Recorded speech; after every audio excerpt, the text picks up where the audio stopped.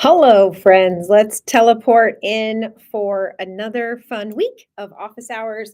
We are officially shifting seasons. Who feels it? Who feels the fall feels. I think the pumpkin spice talks whenever August hits and sweater weather, you can tell the people that are like the summer rats, the solar powered humans that are like, don't go summer clinging. I tend to be one of those people, but you can also feel the ones that are like can't wait for the 100-degree days to go, and they're just really excited to get in their sweaters and have their coffee and do their holidays, and they ramp up during this time. And it's just really funny. And I actually love being in Kansas most of the time when it comes to seasons because we get to truly experience them. Our aunt was in town last week from Arizona, and she was like, I was hoping I would get here right when the trees were changing. And Kathy, I hope that you got to see the trees because they are changing and it is so beautiful. And I to start this out, I really wanna draw some attention to what is happening out there. And, you hear this concept of, our inner world is reflected in our outer world, and our outer world, reflects in our inner world. And I have always been so drawn to the reverence and respect that Native American and indigenous cultures have for nature, and their respect for it, their harmony with it, their appreciation for the lessons that nature gives us just in its existence is something I think we've lost in the hustle and the busy of our industrial and chaotic culture of consumption, and we just literally stay in one mode all the time.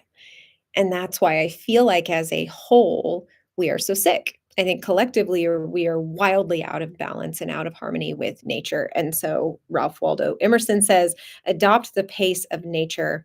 Her secret is patience.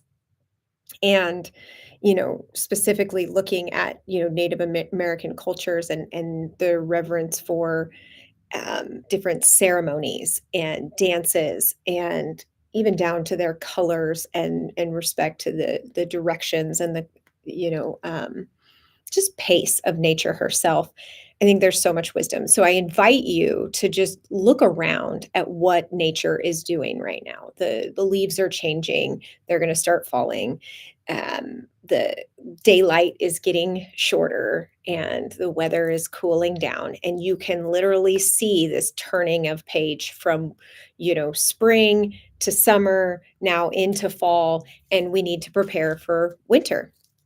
And why that's important is because if you stay in a really hyperactive drive and you stay in stress and you demand the same things out of your body, if you demand the same things out of your family, your child, and you don't nurture your system, you don't nurture their body, mind, and soul the same way um, as nature changes, if we don't make those shifts with nature, then that means we're out of alignment with our own ecosystem. And so, when I think stress is the disruptor of this time. And when you look at what stress does to the immune system and the nervous system, it makes us more susceptible to infections and illnesses.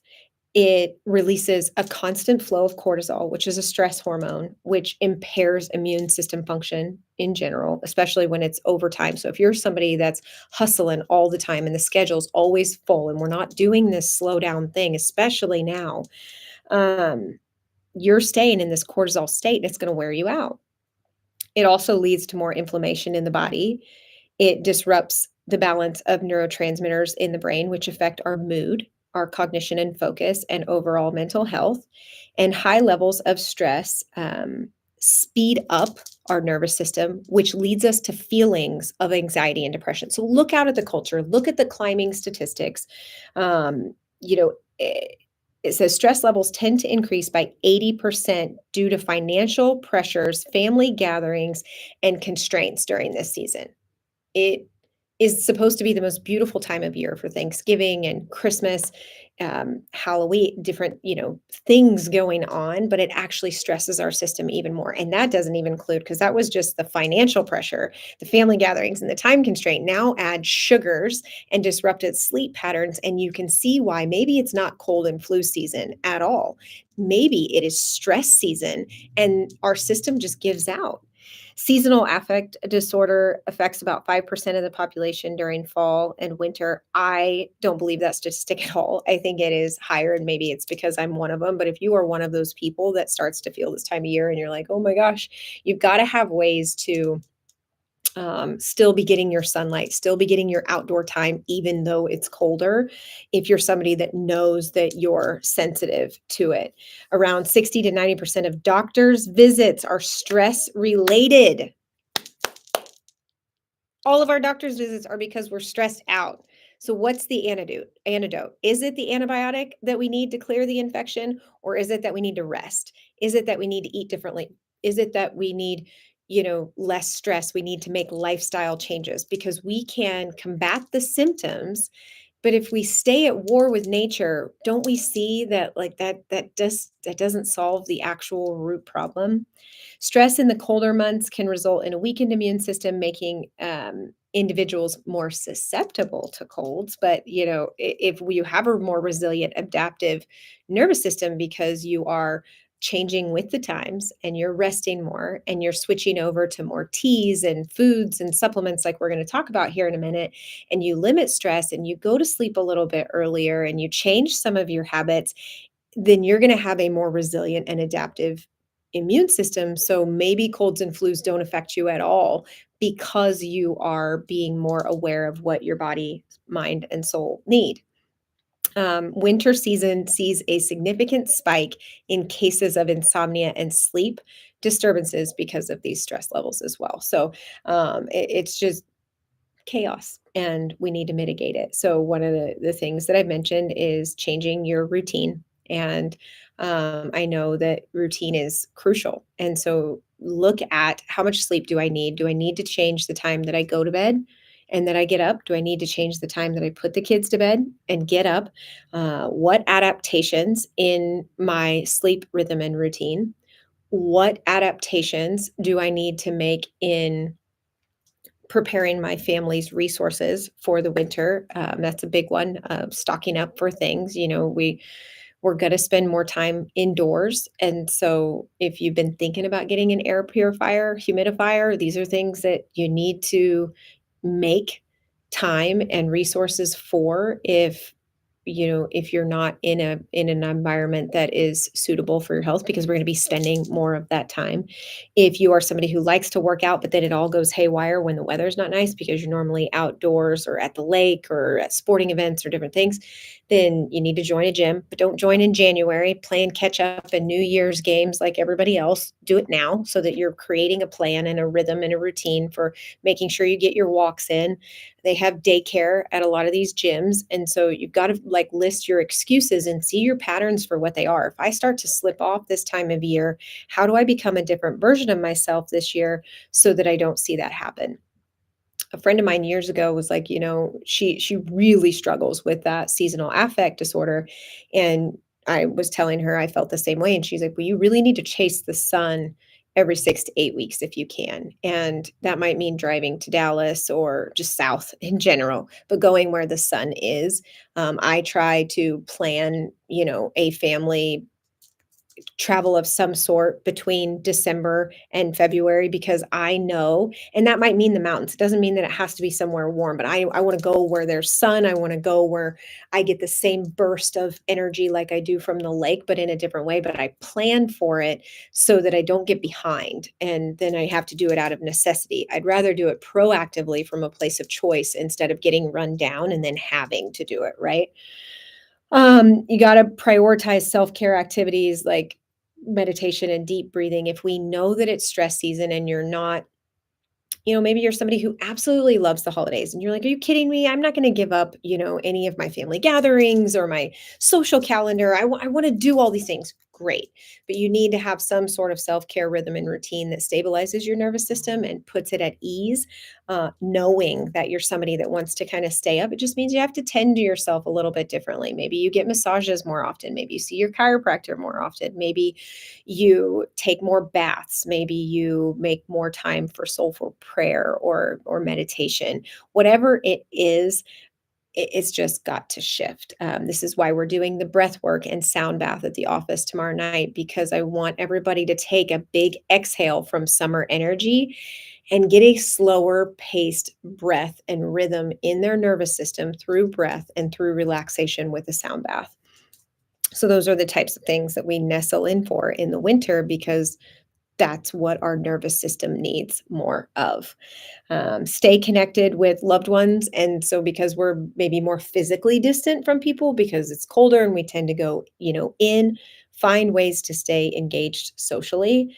Um, do not let go of your physical activity because, like it was talking about with the cortisol and stress and anxiety and depression going up, we really have to have exercise and dopamine and oxytocin coming from our brain this time of year in some form. Yoga and use YouTube. My gosh, there are so many different workouts with the high interval training, or Pilates or pelvic floor workouts or cardio workouts or dance workouts. I mean, they literally have it all. You can type in anything. There's mommy and me classes. There's classes for women. There's classes for men. There's classes for couples. I mean, you can do anything in this day and age. We have the accessibility at our fingertips, and I even play with Chat GPT. So I was rewriting my schedule. I try to block my schedule for what I'm going to be doing and where I'm going to commit my energy and keep myself and my family and the practice and everything in flow. And so I was talking to Chat GPT, and it gets to know you. It's smart. They say it's at a level of Einstein. And so I'll talk to it about, what our rhythm should look like as a family and give them the ages of my children. I talk about how do I make space in the schedule for connection and date with my husband and good bedtimes for my kids. How much sleep does science say that each of us needs? What types of things can I be doing to support? Guys, like we have the access to these things, and I get it. AI can be kind of creepy to some people, but it's not inherently bad. I think it's all of our, the way that we utilize it and what we're utilizing it for. But it's amazing. Within 60 seconds, it can spit out a full, you know, going into fall and winter schedule for you. It takes the guesswork out. What are 10 workouts that I can do? So use AI, if this is foreign territory, to become your personal trainer during this time, to write you some workouts and give you a schedule, give me some recipes. Of course, I think chiropractic is a game changer. So this time of year, everybody gets super busy, money gets tight, schedules get crazy. We're in and out of school, we're shifting sports, and you tend to fall off of, maintenance and wellness care. And the only thing I would say is, number one, it makes you feel good, right? It helps alleviate different aches and pains, and it physically keeps you moving when we're entering a season where we don't move as much. So things like chiropractic are essential through these times of year when you may not be getting as much physical activity. The movement of your joints this way can be absolutely revolutionary for your health. So it helps you feel better.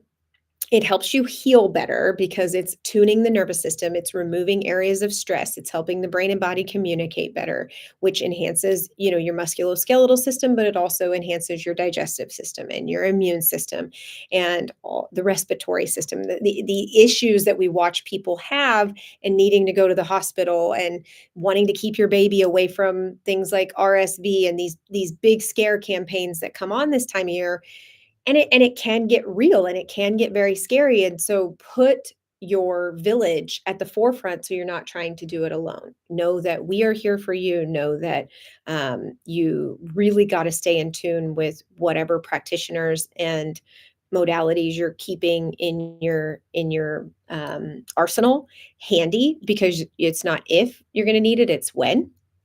Which kind of takes me to like some of the places I love locally to visit this time of year. I love going to coffee shops and juice places. There's a new one out east. The name escapes me, but I'll write it down. I just tried a new juice place out there. I love going to different coffee shops and just sitting. I'm social without being social. I love the coffee and the warmth and the different teas that they have. And there's just all kinds of cool places to visit. And it keeps me kind of dipped without, where I can just take a book, I can take my laptop, I can take a journal, I can just go nourish my soul in a slowdown, but still get some like social interaction and smiles and community. Yoga and gyms, I love trying different things this time of year. I really want to get over to Body Bar in the New Market Square area. I love the Y this time of year because they have the track, so I can get up there. Still am not walking at 100% in my boot, but, I they have amazing yoga opportunities. The Y covers the gamut, but there's also obviously Genesis and Planet Fitness and, then smaller spaces like Yoga Central and Amavi and, the aerial yoga. Does anybody wanna go do one of those aerial classes with me? Because, oh my gosh, I really wanna go try that out sometime, and winter's a great time for that because summer is busy, and I would rather be at the pool or the lake, and now it's like, well, I don't have anything else to do, I'm cooped up inside. Why don't I grab a buddy and go on an adventure somewhere in town? So check out your yoga facilities and your gyms. The Spice Merchant is one of my favorite places to go this time of year because, again, you get to try new teas and the smells. I just walk in there and I feel better, and it is one of my fall favorites to go to, and, herbs and spices, like, if you have not been to the Spice Merchant in Wichita, you gotta go. Botanica and the zoo do really cool things this time of year. I really wanna check out the lights. I didn't make it last year, but multiple people have already gone, and then when they do the Christmas lights, it's just so warming for the soul, and so we're cold, but we get all bundled up and we go do these things, and it's embracing nature's shifts instead of repelling it. Um, and then, so now let's get into some of the nitty-gritty. And I will put all this in the show notes, so don't feel like you have to write it down. But some of the herbs that I love this time of year are echinacea. Throat coat is one of my favorite teas. I just love the way that it tastes. So echinacea is huge. Elderberry, astragalus, and ginger are some of those, anti-inflammatory and immune boosting. So elderberry, echinacea, astragalus, and ginger. Um, Other supplements to include are vitamin D. Vitamin D, guys, this is huge. This is so huge. I really don't think I could count over the course of 10 years how many people have come in with a variety of issues. Immune system, depression, anxiety, brain fog, not sleeping, you name it, all a host of the, and it's like, have you had your vitamin D checked? And you can go to your primary care or you can go to any lab test now. I love her. You can get it tested and you know where you're at. This is not one to play a guessing game with. If you have any system that is persistent, it is your body's check engine alarm trying to tell you something. Go start with getting, basic blood panel and your vitamin D checked and just see. It's like if our engine was about to blow up in our car, what would we do? We would check the fluids. We would see what's going on and get some information to see what's wrong. Same thing, not just like throw something at it, figure out specifically what's haywire. So vitamin D is big. Vitamin C is huge. Everybody's like, what do you use? High dose vitamin C is numero uno for our family. I really like Nutrabiotics sodium ascorbate in a powder form. And Mary Humphreys has some, Suzanne Humphreys, sorry, has some really good protocols how to use high dose vitamin C. Zinc is another good one. Probiotics are essential. And I'm going to share some recipes down in the chat as well. The essential oils that I love right now are eucalyptus and peppermint. They're super refreshing. So tea tree and lemon and thieves. If you do have a child or yourself that has respiratory, I do a carrier oil and a few drops of Raven and a few drops of RC, and I'm using that on the chest and on the back and on the bottoms of the feet.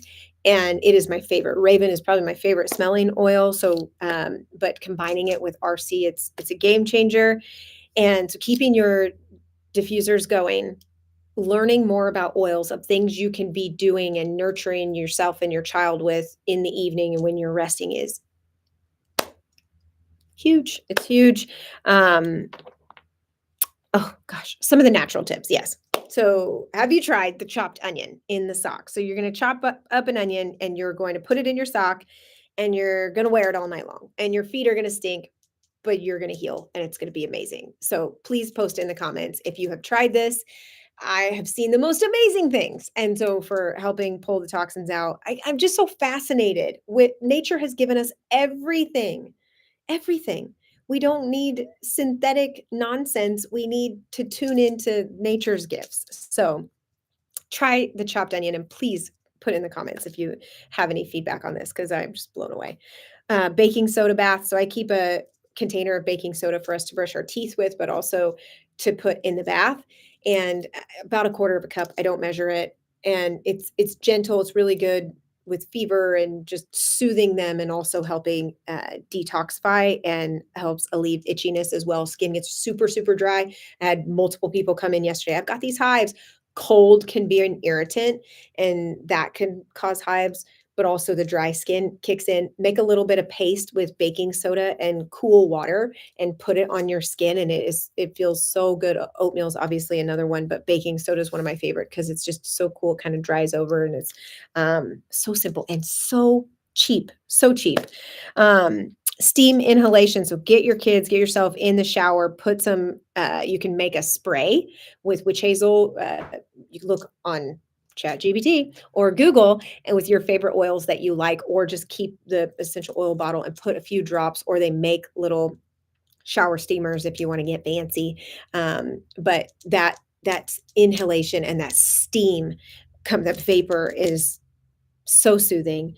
Warm lemon water. Again, this is nature. It's so simple. I don't, again, know how many people I told yesterday, you've got to clear your system, get the citrus going, like get lemon in your water. It is acidic. Lemons are acidic, but they create an alkaline environment inside your body. And so good way to flush your kidneys, your bladders, your detox system is just using lemon water. And then when we warm it, I look at what I've learned through traditional Chinese medicine and acupuncture. And when we get dry or when we get damp, then we can warm the system. If we're dry, we can warm the system, and that brings us closer to balance. So everything in Chinese medicine is, if we're expressing symptoms and we're sick, it's because something has fallen, like the scale went whoop.